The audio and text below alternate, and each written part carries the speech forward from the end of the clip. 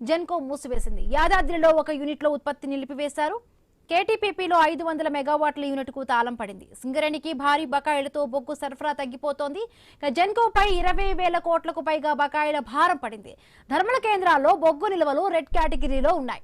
యాదాద్రి కేటీపీపీలో కేవలం 6 రోజుల నిల్వలు మాత్రమే ఉన్నాయి. రాష్ట్రంలోని విద్యుత్ కేంద్రాల్లో బొగ్గు నిల్వలు బాగా తగ్గిపోయాయి.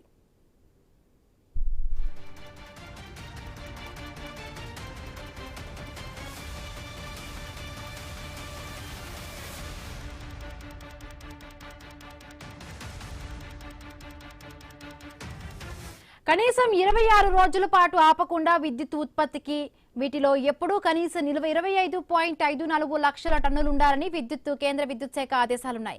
వీటికి భిన్నంగా జూన్ 28 నాటికి 5.33 లక్షల టన్నులే అంటే 21% మాత్రమే ఉన్నాయని కేంద్ర విద్యుత్ మండలి తాజా నివేదికలో ప్రకటించింది. తెలంగాణలో అన్ని విద్యుత్ కేంద్రాలకు బొగ్గు సరఫరా పెంచాలని సింగరేణి సంస్థకు కేంద్ర విద్యుత్ శాఖ హెచ్చరికలను జారీ చేసింది. ఆఖరికి సింగరేణి సొంత విద్యుత్ కేంద్రంలోనూ కనీస నిల్వ 4.05 లక్షల టన్నులు ఉండాల్సి ఉండగా 64,400 టన్నులే అంటే 16% ఉన్నట్టుగా తేలింది. ఇక తమ ప్లాంట్లకు ఏం సరఫరా చేస్తుందని రాష్ట్ర ప్రభుత్వం విద్యుత్ ఉత్పత్తి సంస్థ జెన్కో ఆందోళన వ్యక్తం చేస్తోంది. కొన్ని ప్లాంట్లలో విద్యుత్ ఉత్పత్తికి అవసరమైన కనీస నాణ్యమైన బొగ్గు కూడా లేదని రాష్ట్ర ప్రభుత్వానికి జెన్కో తాజాగా నివేదించింది. బొగ్గు కొరతతో 3 ప్లాంట్లలో వార్షిక మరమ్మతుల కోసం నెల రోజుల పాటు ఉత్పత్తి నిలిపివేయాలని జెన్కో యోచిస్తోంది.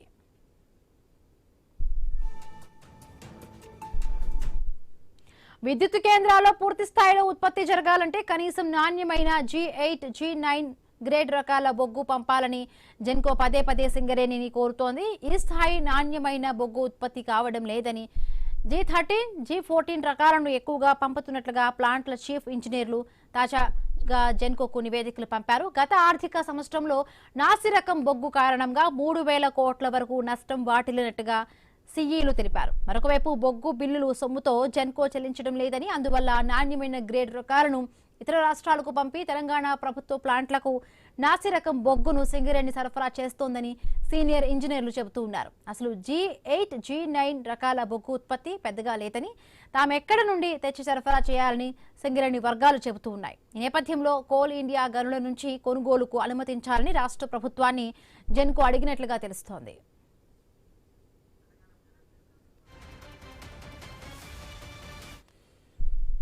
రైట్, మరిన్ని పూర్తి updates Telangana bureau chief Kiran అందిస్తారు. కిరణ్, తెలంగాణలో విద్యుత్ ఉత్పత్తికి బొగ్గు కొరత ఆందోళన కలిగిస్తుందని చెప్పొచ్చు. రాష్ట్ర చరిత్రలో తొలిసారిగా బొగ్గుతో 2 థర్మల్ విద్యుత్ పరిస్థితి ఏర్పడింది. అయితే సింగరేణికి భారీ బకాయిలు పేరుకుపోవడంతో బొగ్గు సరఫరా తగ్గగా జెన్కోపై 20,000 కోట్లకు పైగా ఆర్థిక భారం పడినట్లు తెలుస్తా ఉంది. అయితే థర్మల్ కేంద్రాల్లో బొగ్గు నిల్వలు రెడ్ కేటగిరీకి చేరుకోవడంతో విద్యుత్ రంగంలో కొత్త సవాళ్లు ఎదురవుతున్న పరిస్థితి కూడా వచ్చిందని చెప్పొచ్చు.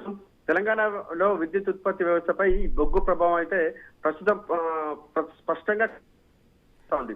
యాదాద్రి థర్మల్ పవర్ స్టేషన్ లో ఒక యూనిట్ కు ఉత్పత్తిని నిలిపివేయగా కాకతీయ థర్మల్ పవర్ ప్రాజెక్ట్ లో 500 మెగావాట్ల యూనిట్ కు తాళం వేసినట్టు కూడా తెలుస్తోంది. స్థాయికి చేరుకోవడంతో ఈ నిర్ణయాలు తీసుకున్నట్టు కూడా మనకు సమాచారం అంతా ఉంది. అయితే సింగరేణి సంస్థకు భారీ మొత్తంలో బకాయిలు చెల్లించాల్సి ఉండడంతో బొగ్గు సరఫరాలో కోత పడినట్టు కూడా తెలుస్తా ఉంది. జెన్కోపై 20,000 కోట్ల భారం ఉందని కూడా తెలుస్తా ఉంది. సో సింగరేణి నుంచి అందడం లేదని కూడా తెలుస్తా ఉంది. అయితే ప్రస్తుతం యాదాద్రి కేటీపీపీ కేంద్రాల్లో కేవలం 100 రోజుల తెలుస్తుంది.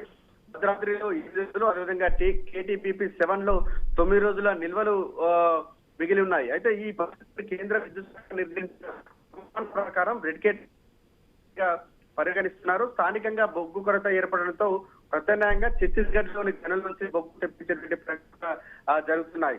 అయితే సకాలంలో చెల్లింపులు చేస్తేనే SCCL సంస్థ అదనపు బొగ్గు సరఫరా చేస్తామని కూడా స్పష్టం చేసినట్లు కూడా మనకు సమాచారం అంతా ఉంది.